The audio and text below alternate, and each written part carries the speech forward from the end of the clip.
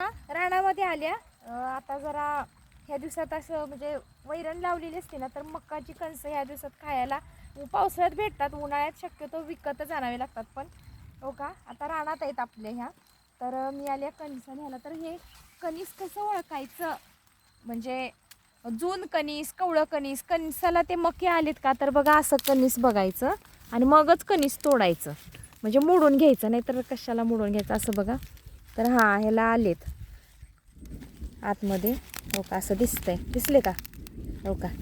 आता आपण हे कणीस मोडून घेऊ शकतो. तर बघा असं मोडायचं, हे का, असं बघायचं आणि मगच कणीस मोडायचं. म्हणजे जर लहान असले तर मोठं, म्हणजे लईच कवळं त्याच्यामध्ये आले असले ना मके, तर नाही तोडायचं.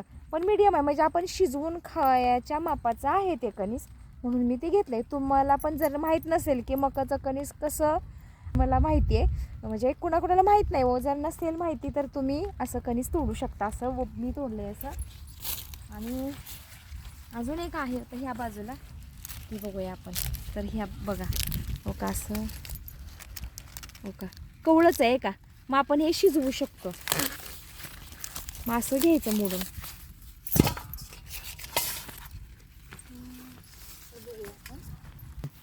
तर बघा हे कणीस बघा, हां हे आपण सोलायच्या मापाचं, म्हणजे आपण तव्यामध्ये कोण कोण शिजवून खातं, कोण कोण असं सोलायचं आहे, म्हणजे हे काढायचं सगळा पाला आणि मीठ टाकून शिजवून पण खातात, छान लागतात कवळी कणस.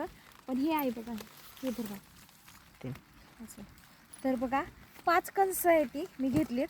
आता हे सोलायचं आणि शिजवायची तर मीठ टाकून असं शिजवून खाल्ल्याने ही देशी मकाचं कणीस आहे, खूप छान चवीला लागतं. मी तुम्हाला आता सोललेलं दाखवते, तर चला. तर ही आपण रानात आणले बघा कणस, आता सोलायची अशी, असं काढायचं ह्याचं सोलून. रानात आणलेली कणसं सोललेत, देशी मकाची कणसं आहेत बघा. ही देशी म्हणजे पांढरी मका, ही चवीला खूप छान लागते. मी आणलेत, आता शिजवून खाणार आम्ही. अशी सोललेत बघा, एवढं सोलून निघालं 5 कणसांचं. मग आता हे गुरांना टाकायचं.